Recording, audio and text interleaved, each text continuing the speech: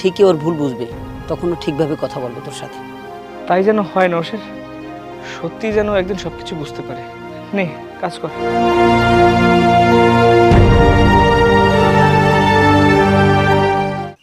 হ্যাঁ, তো কি বললো তোমার ভাই?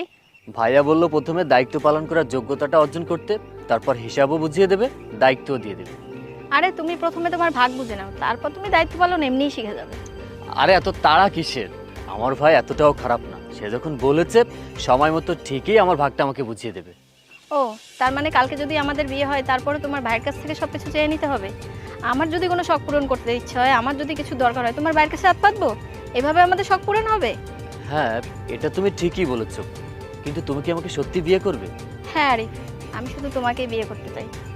আচ্ছা ঠিক আছে, আজকে আমরা দুজন মিলে যেয়ে ভাইয়ের সাথে কথা বলবো।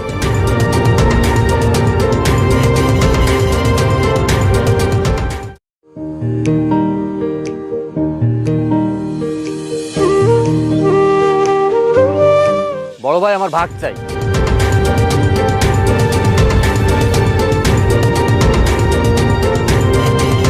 এত কি ভাবছো? আমার ভাগ আমাকে বুঝিয়ে দাও। দেখ ভাই, আমি তো তোকে আগেই বলেছি যে তুই যতদিন পর্যন্ত দায়িত্ব পালন করার মতো যোগ্য না হবি